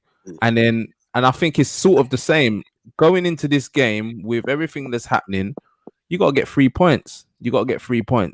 But we're seeing the same things time and time again. And, I may be wrong about Pep, but I'm not going to be wrong about Ollie. I'm not going to be wrong about the way Manchester United play football because we don't play football. We don't control games and we don't create chances. It's easy to control a game and have possession when you're playing a team like West Brom because all they do is camp in their half. That's not controlling games. That's just having the ball because I tell you what, we should have lost today. We should have lost. If anybody, Fab Diagne, how many chances does he need? Yeah, if anybody watched that game today, you would have seen that we created no chances and they did create chances. Apart from the one sense when who had the shot? It got Johnston saved it. The rebound got cleared off the line. Greenwood, yeah. Greenwood. Apart from that, it was kind of easy for West Brom to defend it, and it shouldn't be like that, man. If it wasn't for a moment of brilliance from Bruno, as you said, you don't win today. Exactly. You everyone say you lose today. We don't get a draw. Brilliance, yeah. So what have you got to say about Manchester United and the way we play, Big Wesley? Because I can be up here talking all day, boy. But you know what? I thought it's stressful being an Arsenal fan, but it is stress being a United fan, bro. That you don't know what team's gonna turn up. Like literally, like you got a team that can be world beaters, and the next week you don't look like you're relegation fodder, fam. Yeah, it's mad. We got some, especially about your 12th man, Mr. Penalty. No, we talk about Bruno. Oh, 12th man. No. Bruno takes the penalty. You're talking about the penalties itself, bro. I don't know how that's a Man United player, but you. No, I'm not gonna. Sometimes you bring on that sub, mate. The penalty's coming on, mate, because it's a guarantee. You get what I'm saying? That's nonsense. We didn't get the penalty today, Wes, because it wasn't a penalty. When we've got penalties, they were penalties. So please, let's not do schoolboy stuff, playground. No, let's do proper things. The penalties, when we get the penalties, they're penalties because today we didn't get the penalty because it wasn't a penalty. If we'd have got the penalty today, then you might be able to. Come on now, stop talking nonsense. Let's stick to the. I think that's why he's so upset. You know, it's not that they didn't win the game; they didn't get the penalty. I think that's why they're so devastated. No, but Samson, even on Twitter, he was talking. He knows that he wasn't a penalty. But Maguire was offside anyway. You know, I'm a realist when it comes to. They didn't even look at the offside. They just looked at whether it was a penalty or not. I'm thinking, he's like a yard offside. That's what was crazy. They didn't even look at the offside. I was like, "Wow, boy, he looks offside." They're not even looking at that. But my man, he didn't give the penalty. But but really and truly, the first goal should be given as a free kick, in my opinion. It should be given as a free kick. You know what I'm saying? But it didn't. So VAR is what it is. VAR works for you in some games, and it don't work for you in some games. The positioning. It's the way it is. What did you think about the positioning of it was Lindelof, wasn't it? The positioning of Lindelof on that goal. Yeah, because it's the same thing though that we've been talking about for weeks, and it's been highlighted on Sky Sports. And again, I tweeted today saying, I hope Gary sends these messages to Ollie in a text message or a WhatsApp because it's no point us all seeing it and watching it and everything, and then it happening week in, week out. All of the defenders, they're just camped in right on David De Gea. They need to push up, man. They need to push up. They need to be braver, and they don't do it, man. And then we concede inside 70 seconds, and it's poor. Do you know what I mean? But what have we got here from the comments? We can start interacting with some of these comments for the Man United section because people are going to have a lot to say about Man United. I heard Martial is the 6th highest player in the Prem. When is he going to be considered a failure? Personally, that's Simpson's guy, man. That's Simpson's guy. No, I've been open and said that he wouldn't be playing at the moment, but I'm not sure why that comment is being posted on a Man United game today. It wasn't Martial's fault why we didn't win today's game. It's as simple as that. What are we saying here? This is easy. Ollie isn't it. United need more work than people think they do. Lindelof needs gym. Martial in the factory again. Rashford decision making like ghost son. One race. Patrick, baby. The decision making one, that's a good one. West Bromwich Albion deserve the point, and they could have got more than a point. I think it's clear to see, and it's a good point. I noticed that 3 in midfield didn't mention the fact that Cavani was anonymous again today, though.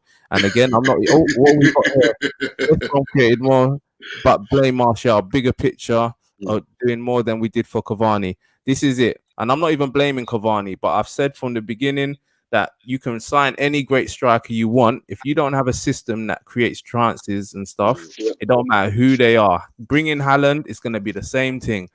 I'd have some top players until they get a proper manager. They will not be a top team. What do you, D-Man? Because I know you're always on Twitter talking the talk and all of that. What are you saying there about United? They're in a false ball. They are in a false position. They won't finish second. I think their defense is what's going to let them down. And the managers, let's be honest, he's tactically inept. He don't know what he's doing. Yeah, he's relying on your attack, and namely Bruno Fernandes, to bail you out every game. And he's going to run out of gas sooner or later. He's going to run out of gas. He's going to run out of steam. Now that you've got the Europa League coming up as well, that's going to be interesting how he manages it. But I don't know. To me, this result was not a surprise to me. I actually thought he was going to lose the game. I think I predicted on the show that you was going to lose today. Yeah, we did. We said that West Brom will nick it. Bro, boy, I can't even argue with you. I can't even because your performances don't merit the points that you're getting. It's because all right, you've got a great away record, but you're always going 1-0 down, and that's going to run out of steam. It's going to run out of luck eventually. When your attacking line is not firing, is misfiring. You're going to struggle, and you can't rely on your defense or your keeper. Your keeper's been shoddy for like 2.5 seasons, years now. Like he don't instill no confidence in the defense, and he's got no confidence in his defense. Yeah, Maguire was brought in. Correct me if I'm wrong. To bring some organisation and leadership. To be their Van Dijk, innit? To be their our Van Dijk. I came back at the best time. What you pay for Maguire. He can go do that now, and it backfired terribly. Yeah, terribly. The only one who's doing things at the moment is Luke Shaw. Yeah, Luke Shaw. Luke Shaw's been on bits. Yeah, credit where credit's due, innit? He's been on bits. He's been on bits now. Huh? Yeah, he's been on bits, man. Luke Shaw. It's like you look like balance. I don't understand what it is. Like you've got a defense, a midfield, and an attack. There's no fluidity in your team. Yeah. Like I said, you brought in Cavani. He's starved of service most of the time, unless Rashford's feeding him balls from or Fernandes. There's no Rashford ain't feeding him though. When you watch it, Rashford don't feed him. Rashford's out here on some headline thing. Rashford just wants to be the headline turner because Rashford is quite greedy, isn't it? Like as much. Yes, Patty, talk the thing. Yeah. Talk up, Patty, because I know Rashford's one of your favorite players. Yeah, exactly. And I know you know. Rashi is one of my favorite players. I do love the guy, but sometimes his decision making is awful, man. It really is. And I don't think not United fans are very honest about him, but a lot of the media don't call him out. Like he doesn't get called out for his trash decision making, and also he's very greedy as well. Sometimes he could play someone in, and he takes he wants all the glory. So it's costing the team, isn't it? If you saw the game today, you'll see the amount of times that man had the ball, he chops once, fakes once, chop again, like just play the ball, and it's so frustrating. Isn't Rashford a striker? Isn't he a striker? No, because he I thought he came as a striker. No, he can't play that role either. Do you know what I'm saying? That 9 role. He's a wide forward coming in off the left. That's his best position. And the problem that we have at the moment is both him and Martial are trying to occupy that space now that Cavani's playing as 9. And it's not working because Rashford does get thrown out to the right where he's poor, and Martial's been playing on the left when he's been poor. And there's a comment here from Free Midfield about us not being in a false position, and I agree with that. Is you are where you deserve to be in the league. At the end of the day, we got results. Do you know what I mean? And that put us into that position. But what I do agree with, though, D-Man, is what you said regarding the performances. Pat will back me up. Anybody who's watched this show regularly will back me up. That I was saying that although we've been getting wins, we've not been playing well, and eventually it will catch up to you. And that's exactly what we're seeing now, because we don't have no identity, man. We don't have no identity. We've got here Ahmed Diallo needs to play fresh it up a little. Looks like a good little player. Yeah. And I don't know the answer. Which top team have you beaten this season? None. None. Okay. That was a genuine question. It's honest. We drew with City, we drew with Chelsea, we drew with Arsenal, we drew with Leicester, and we lost to Spurs. And thanks for including Arsenal in there. And drew with Liverpool. No, he said they drew with Arsenal. They drew and lost. Thank you for including us. We drew with Liverpool. West's making me laugh. But no, we haven't beaten anything, and this is what's also going to come back to bite us: is those games where we should have gone and won against your Liverpools and even your Cities. Those were games, if you watch them, they were there for the taking. They were games that we could have gone on and won, but we didn't have no ambition because Ollie's gone into those games not to lose. He's gone in defensive, and it's going to get to a point now where people are going to start to realize that without a footballing structure, we are going to struggle, and our defense is poor. Maguire is the worst big defensive signing United have made. Stan plus Real Vidic doesn't equal Maguire, and you can't really compare them. Like the times have changed, obviously. But you know what it is, Pat. Why I think he's being compared is the money that we spent on him and what he was meant to do. Do you know what I mean? And now and on top of that, he's been given the captain's armband as well, and So you expect a level of performance from your captain, at least to be able to organize the defensive back line. Yeah, And he does anything but. He really does, and it's hard to see, man. Now, you know, what do you reckon then, people? I'll ask you guys here from my panel. You each can just say it. 10 seconds. Do Man United finish in the top 4 this season? Pat? Yes. Big Wezzle? yeah. D-Man? Yeah. Ah, Jesus. And Double D? As long as Bruno doesn't get injured, they'll comfortably come top 4. No, they're Comfortably, coming okay. forward. They're coming forward. Yeah. Yeah, They're coming forward. no, seriously though, Bruno cannot get injured because even when they put him on the bench, they have to bring him on whatever the scenario is. He cannot get injured because, and this is why I said Sebs is an honest United fan, because he's spoken earlier on in the season. When teams play a low block, there's no ideas. Liverpool, Chelsea finish above them. With who? Chelsea? Liverpool, Nah. Chelsea. Liverpool. Nah, Chelsea Nah. finishing above United. No way. No? No. Nah, Chelsea I don't- on some German efficiency right about now. But yeah, and that's why I said why Sebs is honest, because he pointed out the fact individual brilliance. And in this particular season, as an individual season, because the season started late, there was a short break from last season. The close proximity of the fixtures, they've still somehow managed to fit in all these idiot international breaks. So we've got a short season. So there's less training sessions. So you need more than ever for individual brilliance to carry you through. City are keeping it tight at the back, and then if it's not De Bruyne, it's Gundogan. They've had games where Mahrez has got a hat trick and whatnot. United have had brilliance from Bruno. Brilliance recently from Pogba. Pogba's been their best player recently. Rashford's had some game winners as well. So they're not in a fake position. They're where they are because they've been able to pull through. Because if you look, Cavani's pulled through now and again. Thank you, Cavani as well. That Southampton game completely changed that Southampton away game. You get me? Yeah.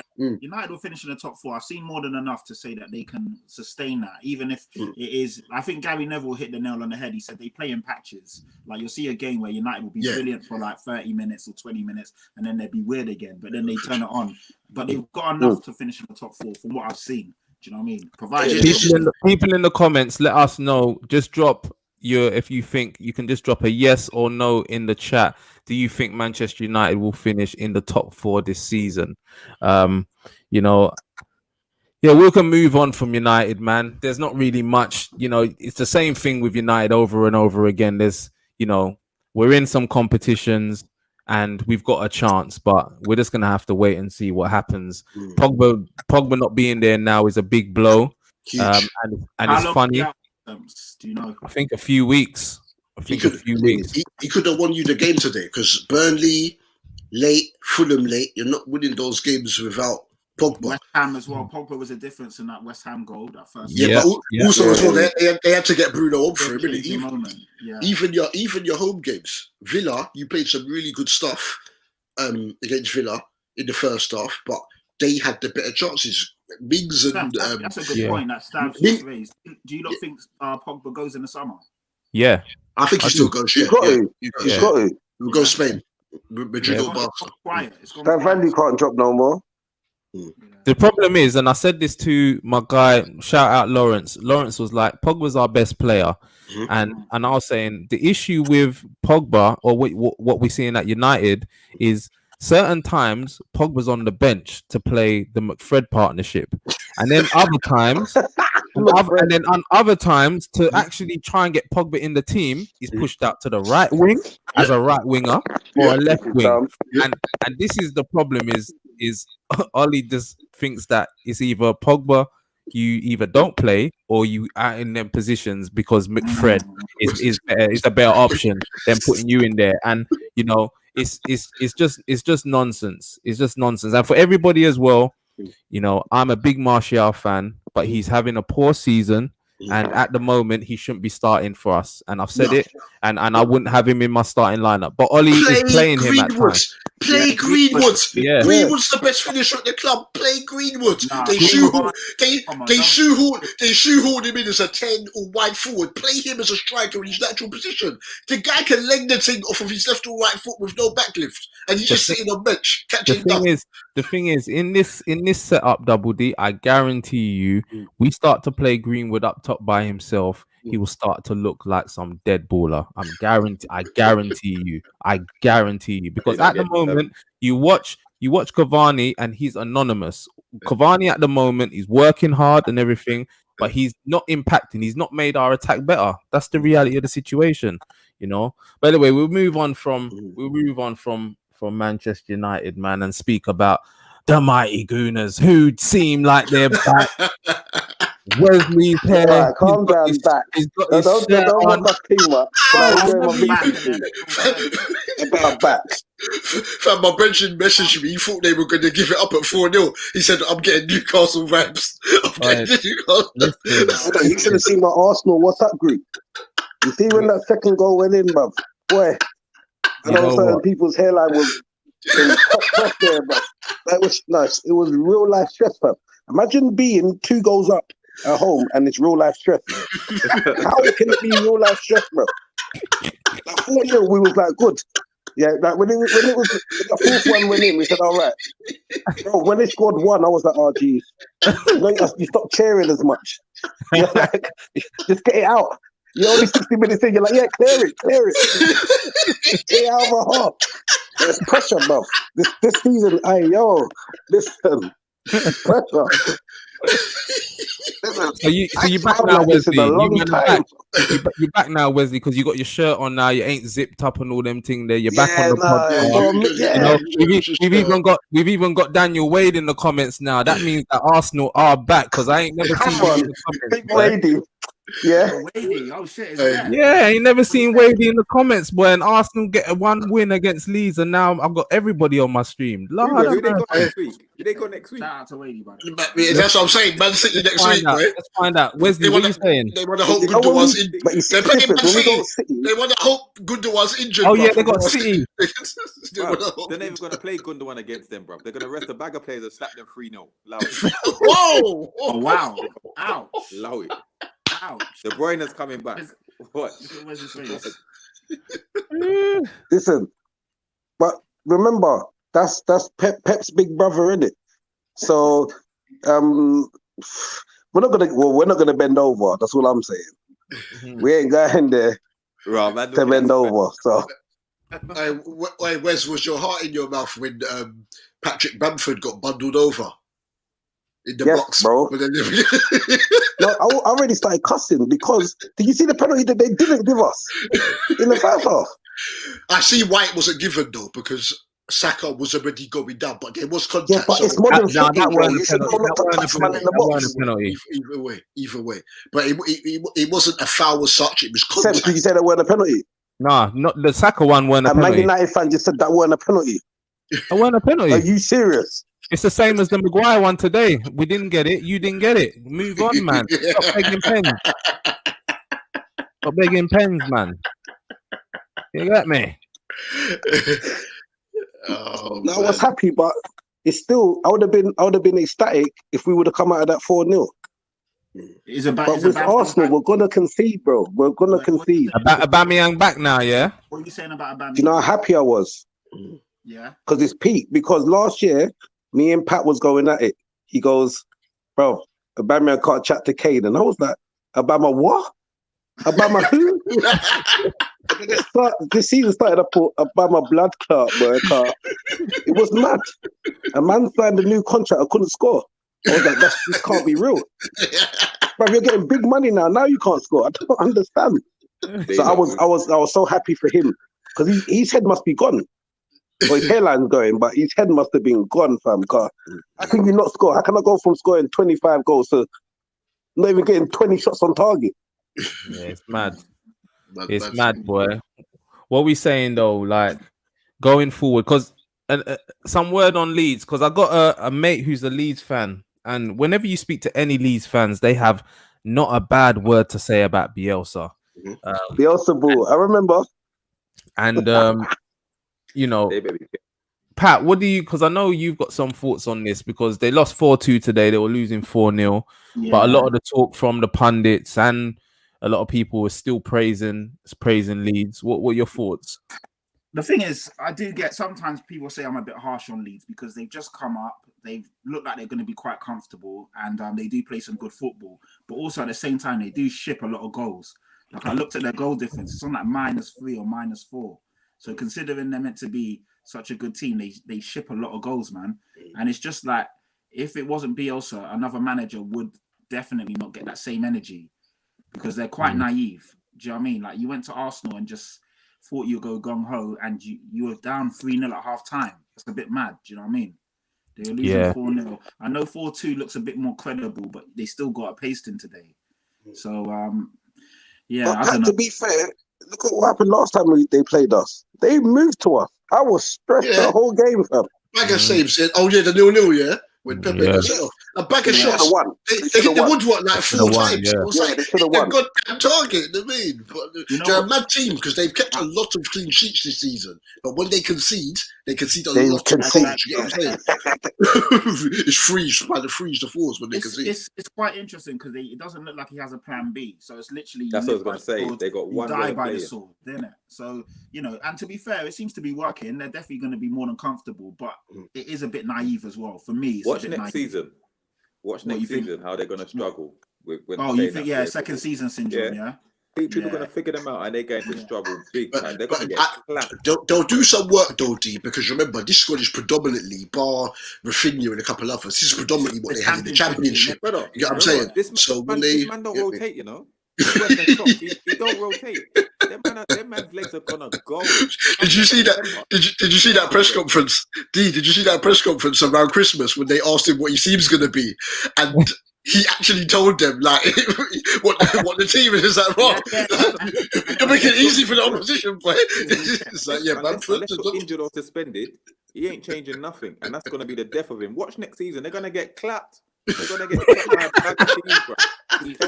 Phil said it. It's not sustainable. It's not sustainable football. It really isn't. And it's not. Yeah, it's not sustainable. The thing is, Leeds fans will say, and I can't even read out the whole message because it was a long message with what he was saying, but he was basically saying, with the squad that Leeds have, this is a championship team that he's brought up, and they're now competing with the big boys in the Premier League with the style of football that he's playing, and they're comfortably going to finish. Because there was a question I posed to him. I said, at the moment, if the objective is to stay in the league, you're going to comfortably do that. So you might as well just entertain. But I'm like, as you do get better players, maybe would he then maybe need to adapt then when you maybe try to push for top 6? And do you know what I mean? When it's the objective changes from just staying in the Premier League, but he's just like, look, he ain't going to change his style. This is the way he plays. And with better players, you will see better results and more consistency is what he's saying, because he rates him that highly as a coach. He's a bad boy coach, but I just don't see how they're going to carry on this next season. Even if they get 2 or 3 players, maybe 4, whatever, the majority of the team's still going to be there and playing. They're going to run out of legs. I'm telling you. Watch how much they're going to take record beatings, bro. That bad, man. That comment there from Daniel Wade, I was just about to say what Daniel Wade has just said. I was about to finish and then I'll say what I was. No, I'm done, bro. That's bang on the head there. You see the Premier League as like a package, because I miss having the games on 3:00. So the 3:00 Saturday kickoffs. You get at least 3 games because obviously there's so many games shown live anyway, right? And then if your person scores FPL or whatever, you're just looking out for the scores. Now, because these games are being shown, sometimes you get them, some games played at the same time, but because you're getting these games all played live, you are seeing such poor quality. Yeah. But Leeds always entertain. Like Man City play Burnley concede 1 or 2. They just keep everyone behind the ball and get beat 5-0 anyway. Leeds might get like United.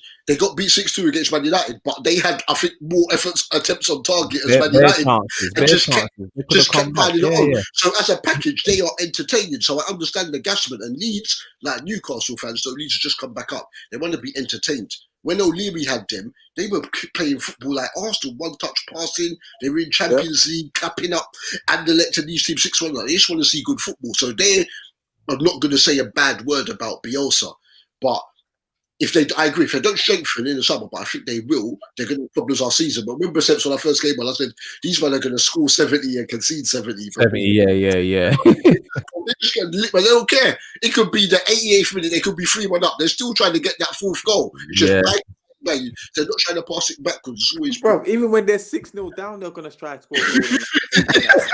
How they play, they don't know. They want to give you PL points, man. So stop complaining. They're trying to get you some points, bro. Where do we now think that Arsenal can finish off? Because they was on a little bit of a run. They then went and lost last week, and then so you're saying 8th, Pat? Yeah, 8th. So they won't finish top 6. I think they're not getting 6. No way. 8th as well. Think about the quality of People in the chat, let us know as well. Where do you think Arsenal can now finish realistically for the rest of this season?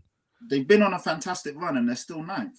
So it's like it's a bit mad. And they played they've played a few more games than the teams around them. So them digs there, boy. when everything starts balancing out, you're still 8th or 9th. Yeah, Okay. I reckon about 7th at best. 7th at best. Double D, what do you reckon? Yeah, I think 7th or 8th as well. See. Because even that run that they went on, it was the West Broms and that they beat. They got a very good win against Man United and showed great discipline. And the win, they beat up Chelsea differently. But I just think that they're susceptible to drop points against anybody. You don't know when it's going to come. They need to get that discipline back. They produced 2 of the best performances of the season last season when they beat Man City in the semi-final of the FA Cup, and then they went behind against Chelsea and were brilliant. They need to get that back. It's hard. Obviously, they've got Partey in and he's had injury problems, so that's a big issue there. To get him fit and just solidify and manage games, because Arsenal's defence is not good enough to be sustainable with the football that Arteta is demanding. He wants so much of them, and some of them, you can just see some of them are not good enough. So what are we saying? Because we've got a comment here from Dash. He loves off Mikel Arteta and Mikel Arteta because in him I trust. Now, Wesley, I'll throw this question to you because a lot of the people we're getting comments in the chat saying 10th, 8th, 7th at best. What do you think you finish this season, and where do you think that Arteta can take you over the next few seasons? Because all right, this season seems like it's done for you lot now, but do you believe that Arteta can take you lot back into, because what it looks like now is your aim is to get back into the top 6, let alone top 4. Yeah. So what do you reckon about Arteta and going forward? I don't think we're gonna get in the top 6 this year. We're gonna need a cup to get into Europe, and we only got the Europa League to get us in there. So boy, what's that? We get Champions League if we win that. So boy, that's our only opportunity of Europe. But I don't even know if that will happen. But I think, I reckon in these 2 seasons, and we'll be back where we were before. I don't know if we challenge for titles, but we'll definitely be back where we were 6-7 years ago. That's what I mean. Before. Top 4, you mean? Yeah, so it's quite easy. Quite easy. It's not easy to get top 4. There's about 7-8 good teams in the league now. Yeah, legit. Yeah, you're right. But you think that he's good enough to get you there? If he gets his players. Players. Yeah, I think he can. Yeah. All right. D-Man, what do you reckon about Arsenal? They can get 2 seasons with Arteta getting his players. He can get them back to the top 4. Yeah, I don't see why not. I think he's shown enough tactically, especially last season, towards the end of last season. He's shown enough that he's got the tactical nous with his players. Like you said, I reckon they can challenge. I'm not saying they guarantee top 4, but I reckon they can challenge the likes of Chelsea, Man United, Spurs for that top 4 place. Yeah, definitely. And I think, and Leicester. I think, but their biggest mistake was getting rid of Martinez, in my opinion. I think he's a. Listen, we had no choice. I said this. I've been saying this. We had no choice. this all No. year. I've been getting a Give him first team football. Give him the starter. What over Leno? We just bought him as our big keeper. How are we gonna? I just think Martinez is better. I think he's better. So give him the number 1 jersey and let Leno earn it. Yeah. 100. I concur. Leno is probably the best shot stopper in the Premier League, but Martinez, Leno's an outrageous shot stopper, but all-round goalkeeper. I'm taking Martinez. He commands the box. He comes out, catches crosses, etc. He just brings the sentences up. Like Villa, even in games where Villa concede a bag of shots at goal, he still saves them. He just they look comfortable there, and I think he should have carried on. Because remember that cup final win against Chelsea, all those games I've just mentioned about Arsenal, who was in goal for them? Martinez was in goal. Yeah, I think Arsenal struggled to attract top class players in the next few years, though. That's the only problem. Of course, we ain't got nothing to offer them. But look, we see this comment here from Free in Midfield that Willian and Cedric are Arteta signings, aren't they? I was gonna say that, but I didn't want to. As a Spurs fan, I don't think.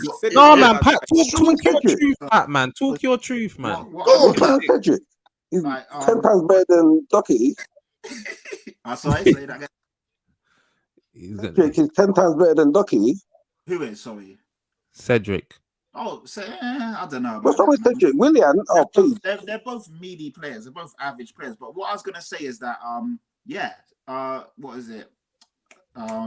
Your manager, I forgot his name now. The water boy. He's Wow. players. Wow. Hey!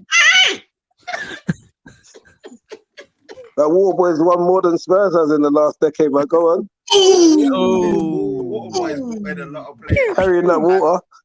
I just pretend I didn't hear that. So Hey, shoot the defense. so Shout out to shoot the defense. His players and all that. So a lot of these players are his players now. Odegaard is his player. Tierney's his player. Obviously, he's bought for those 3 youngsters, which look good, like Saka and Smith Rowe. He signed. Did he sign Louise? I think he did. He signed him. Who signed him? Definitely re-signed him. Yeah, gave him another flipping contract. Yeah, that's what I'm saying. So a lot of these players are his players now. So he let Emi Martinez go. Obviously, he was saying that, he played with Emi Martinez. He respected what Emi Martinez wanted first team football, and he couldn't stand in his way. I think for me that was a mistake. But yeah, so a lot of this team that is his team, they are his players. So I don't really see why there should be more excuses. Do you know what I mean? But we'll see how things go, innit? We'll see how things go. He's been there, what, a year and a half? Yeah. Yeah. Has it been that long now, or is it just a year? Just a year. Ain't been there a year and a half yet. Ain't been there a year. It's been at the same time as Jose, innit? Jose. Has it been a year and a half? Late November, early December. Same time. It's early. It's early days. It's early days for 2019. It's early days. He's learned from the best. Don't worry about that, man.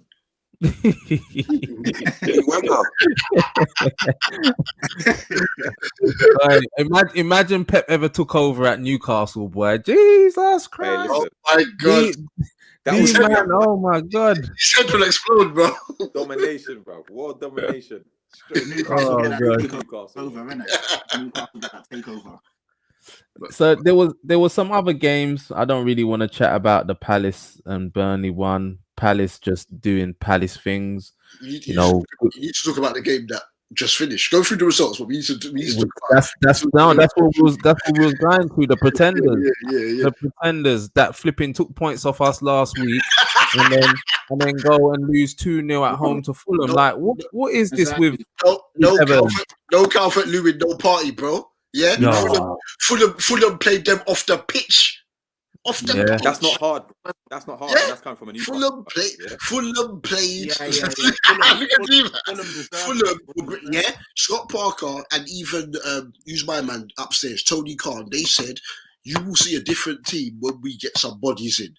They got some bodies in towards the end of the summer window, and some people in now. They've gone from being the laughing stock in the Premier League to being one of the hardest teams to beat in the Premier League now. But they're going to take Newcastle's place, bro. Newcastle get relegated and Fulham. It's all probably going to be too late. Well, this is the thing. Callum Wilson injured now. With no Callum Wilson, bro. We're done. Peak without Callum Wilson. We're done. Yeah, I don't think Newcastle get relegated though. The gap's about 10 points. You should be Bruce okay. will find a way. Yeah, Bruce will find a way. No, stop loving it. I can't believe you just said that. Does anyone quickly? Does anyone believe these rumors about Jurgen Klopp? Actually, What about him? I Saying don't. that he's going to quit in the next couple of days. I don't. But social media's strong.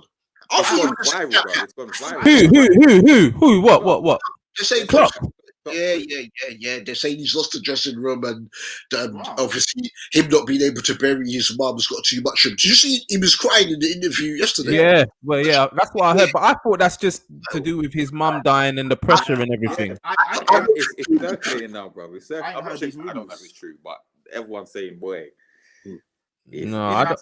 I didn't hear that. That's crazy. Apparently tomorrow. But I believe it's false, but you just never know right now. Yeah, you just never know with football, man. I can't remember who it was that said it to me the other day, though, that, you know, if things don't fix up for Liverpool, that they reckon that he will be gone at the end of the season if he don't. He'd have to walk. FSG would never sack Klopp, bro. The guru, the oracle has spoken. Shoot the defense says Klopp rumors are nonsense. So we can, They also told me the Newcastle takeover is guaranteed, bro. That's all I'm gonna say. Say that again, D man. Shoot the defense also told me that the Newcastle takeover was guaranteed. Oh gosh. Oh man. You know what? No, go on, Pat. Go on, go through. Dan made a good point. Dan United TV saying that Everton are a weird side because after they knocked us out on Wednesday, I fully thought they would go on to beat Fulham today. I thought they'd be on a high. They played some good football against us. I know some of our goals defensively weren't good, but they looked good. You know what I mean? I thought they would go on today and win. And then they got played off the park by Fulham. Like Fulham could have should have beat them by even a few more goals. Do you know what I mean? They weren't at all. But Pat, why are you surprised? Me and you know what? Me and you speak about this all the time. We know what Everton are. That's not a surprise. We always do this to ourselves. But after they beat us, I thought, okay, maybe Everton will have turned the corner now. And then lo and behold, they go and do what they usually do. So they're very weird, Pat, because they're a weird team, first day of the season, they came and looked brilliant against you lot. Yeah. But that's because Allen was there. Allen's a big miss in terms of the engine in there because they do not break up play. They do not get the ball off the other team enough without him being in there, which is why I was so shocked they were able to get free against United. But obviously, as we've spoken about, United lapses at the back. But yeah, that was embarrassing. I thought, as you're saying, with the 5-4, though Calvert-Lewin was out, Ancelotti was talking in the press conference like he was going to start Josh King today and be like a donut, put King in my team, and then King's on the bench. He thought they could go and do the job without a striker. Exactly. Like when they beat Wolves the other day with a formation like that, and like Sigurdsson was like their furthest man forward. But Fulham just coped in transition. Fulham are a problem. Loftus-Cheek holding up the ball, Lookman bombing on, Josh Maja now getting goals, and this is I think Brighton will have enough, but if Brighton go down, it's because they didn't actively go out to get another body up top, and Fulham did. You get what I'm saying? I mean, so we'll see. Do you not know more enough about this Josh Maja guy? Because when he was talking after the game, I was like, wow, he's English. Like he's fully English. He's been at Bordeaux and he started off last season getting some goals. Who did he play for? Like what academy did he come through, or who did he play with? Because he's fully English. Like you and I. I think he was like. Was it Charlton? I have to double check. Charlton, Sunderland, someone. He's definitely like a Londoner. Do you know what I mean? He talks like English. I thought he's a French guy. No DLC, no HBK. Yeah, you get me. But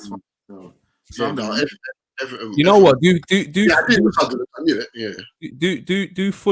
Fulham stay up? They play good football, man. I think it's too late. Yeah, I think it's too late. I think that gap's a bit too much now, man. And like I said, Newcastle will still win a couple more games. Newcastle. You tell me who Newcastle are beating in this run that they've got. Who are they beating, bro? You can beat us next week. That wouldn't be beyond the realms of expectation. You could actually do it. You could go pull off a few games, man. 6-4, bro. Huh? You'll pull off a few wins. Trust me, you'll pull off a few. So D-man, you're getting clapped tomorrow, yeah? Hey, Joe Linton, That's a standard 2-0, bro. 2-0. Who got Chelsea? Tomorrow, Chelsea. Yeah. Yeah, that's Chelsea a will tough beat one. us tomorrow, bro. That's a tough one. Yeah. Like, we ain't get Chelsea, then Man United, and then by that time, Fulham have caught us up, bro. Watch Fulham beat Burnley midweek. Fulham beat Burnley midweek, and then win the game at the weekend. Let's see how close that gap is then, innit? They've got Fulham have got coming up. I think they've got Burnley, Palace, and someone. But it's 3 teams that The they barcodes. That's 9 points. Bro. Liverpool, you get me? Yeah, I think Newcastle will be all right, man. And Callum Wilson will come back at some point as well. Do you know what I mean? No, he's out for the season. He's out for the season. Wow, Serious? He's done. Yeah, he's done for the season. His dance done, boy. They said His 6 dance weeks. done. You get me? You got Andy Carroll though. Our dance is done. Nah, Yeah. the white girl's all right. He'll get a run out now. He's ambitious, mate. Hey, Joe Linton, bruv. Yeah, Joe Linton is coming to. Yeah, Joe scored against Spurs. Ooh. And he did as well. I was there. Oh, he was there, yeah. I was sitting with the Spurs fans. Oh man. Hey, Yeah. big up. Thanks, Dash. Thanks for joining us, man. Thanks for joining us. We're gonna end the stream soon anyway. What I did want to discuss, just on a more important topic regarding racism, just to see what you lot's thoughts are, just on the most recent, because I'm hearing that Martial again was racially abused today after today's game, and you know what? It's a weird one because I just think it's just becoming like a trending thing now. This is like with the Twitter side of it. Like, we all know racism happens and everything, but it's now just becoming a trend, innit? When a player performs badly, we're gonna just start seeing this, and you're gonna attack the player that's trending. Do you know what I mean? It's just getting silly now. But I heard Rashford talking about, they need to ban the accounts and stuff, block the accounts. I'm like thinking, Rashy, that's not really tackling the issue, So They'll find ways to get back on there anyway. Exactly. Yeah. And make a new account. Until man are threatened with jail, Yeah. then nothing ain't gonna change, bro. The thing is, penalties need to be harsh before people I watched die. something really interesting because I was saying the same thing, that they need to like come down hard. You need to verify an account, have a passport, or like some sort of identification. But I can't remember her name. She was she came from Zimbabwe, and she was like the owner. She was like a GP for Facebook over there, and she was saying the problem with doing that is that in a lot of third world countries, they don't have so a lot of people don't have passports and identification. So you would literally cut off a third of the world from being online, being able to interact with people. If you did that. Yeah. So, and I was like, wow, that's a good point. We don't think about that because we come from a privileged background per se. So we don't think about that side of things. And she said it would be so unfair to literally cut all these guys off from interacting and being on social media because of a few idiots. So did you watch the Michael Richards documentary? No. Because they spoke about it on there, and they said, who are the main offenders for the racism? They said it's all white men, between the age of 10 and 50 or something like that. 10. And when they speak to these people about why they did it, their reason was, well, he's playing my team at the weekend. I just wanted to rile him up. Yeah. I want to get in his head. Now, when you've got that kind of mentality, how can you're not going to help? It's never going to go away, bro. It's never going to go away. If you're that simple, or that I'm going to log on to try to throw him off his game by shouting racist abuse at him, you're not going to change them people's mentality, bro. They don't see it as serious. They don't see it serious enough of what they're doing. It's always going to be there. It's always going to be there. Until you threaten them with jail or something like that, nothing's going to change. Nothing's going to change whatsoever. But whether it be Twitter, Insta, Facebook, or whatever, like especially on Twitter, us lot we're all content creators. We could put up a picture, or we could put up a video of a goal that's been scored, and it's taken down. They will take it down immediately. Yeah. But you've got people coming online talking about how black this, black that, Asian this, Paki that, etc. Talking about how they rape people and whatnot, and they're free to be racist, to be misogynistic, talk about abusing people, and they're free to run wild. But you put up a video of a goal, you might have recorded it on your phone off of Sky, the logo might not even be in there, and that gets taken down within an hour or two. And so it's responsibility from their side to act on these things. Yeah, exactly. And Dan said the same thing. Look, they won't do anything because they'll lose monthly users, and Shoot the Defense is saying the same thing regarding losing users and monies, and In that's what it all comes down to at the end of the day. Point of view as well, I think that these guys, I hate to say this, but I think they like the fact that this is happening because it brings traffic to their sites. Like, people want to jump on to see who's been abused, and you hear about it, and then they're going on Twitter or Facebook to check it out, and that brings more users and interaction. So in a horrible kind of way, they not enjoy it, but they're benefiting from it. Do you know what I mean? Because I really believe if they really wanted to cut these things out, same way if I say CUNT on there, I get suspended for a day straight away. So how can they not flag these words and get them put in the system? So as soon as you say this or that, or you have a certain phase, a certain sentence, you get banned or, suspended or whatever. Easy. It could be easily done. Yeah. It's going to get worse though. That's what I think now with the way social media just gets bigger and bigger in it as the years go on. So, and as I said, I think this is just becoming a trending thing now as well. So we're just going to keep seeing it over and over again, especially the more it gets talked about, the more these people want to go on there, do their thing and try and get their likes and retweets. Do you know what I mean? And it just what's he saying here? Leonite exposed a heap of pedophilia accounts. Again, nothing done. These social media platforms are all about traffic and revenue streams. Exactly what you said there, Pat, about drawing traffic to their thing. But yeah, man, we'll leave it on that. That thing ain't going away, but we're here anyway, man, and we're gonna keep doing our things, and we're black and we proud and them thing there. But you know what, people, I appreciate you, man. It looked like Wes had to run, I think, Valentine's Day and all of that. The wife called him and said, you know what? He doesn't know when Arsenal are going to win next, so he's got the champagne open. man just dust out, didn't even say bye or nothing. Please, Rose petals. No, trust, but it can be detected. It will detect. Exactly, Ash. Exactly that. It's not hard. But no, big up everybody in the comments. You lot have been great today, and I just want to shout out you lot, man, that came on D&D Footy Factory. As always, it's been a pleasure having you guys on, and Pat, as always, my resident pundit, man, having you on. Thank you also. I don't know what Aberwell must have lost there. Shoot the Defense, thank you. Dan, thank you. Ash, thank you. Sentiment FC, thanks as well. And everybody that's jumped in, man, let them know where they can find you, please. D&D Footy Factory. Double D, start with you. Yes, on there. Me at Double D, DUBULDEE, and Footy Factory page is at DD Footy Factory _. And get involved. D's started. D's being the gatekeeper. The bookkeeper. We've got a competition running on predictions with a league table, and whoever gets the most points gets a cash prize at the end. If you beat us, of course. Interesting. You lot didn't at me at this. I didn't know about this. They're trying to keep the money for themselves. You see it there. You see how these Footy Factory people move. How can I not know about this till now? Love for you, midfield. Thank you very much for joining us. All the support, man. I want to shout out, big up Shoot the Defense though, because if I didn't go and Shoot the Defense, I wouldn't have met Double D. I wouldn't have met 3 in midfield. That's kind of Still's the plug, bro. Yeah, man. Big up Still. And things have gone on for me since then. I've had a lot of nice, brilliant guests on the show, and it's all down to Shoot the Defense and Still. So big up Uncle Still. D man, where can we find you? Yeah, my social media handle is at illphenomenal25. That's phenomenal with an F. Like I always said, if you can't spell it, you can't follow me.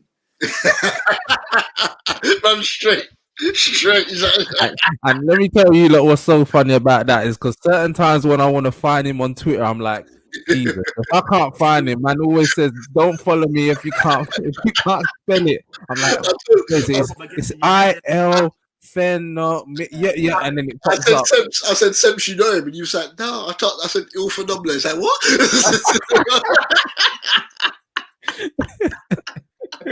I remember that. Go on, Patrick, where can they find you, man? I mean, my name's easy. It's Patrick Tyrant, all one word, and that's the same on Twitter and the same on Insta. But if you're following views, you'll see me on there all the time. So yeah, all good.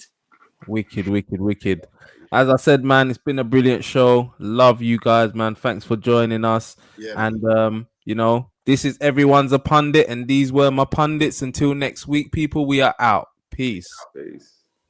Bless.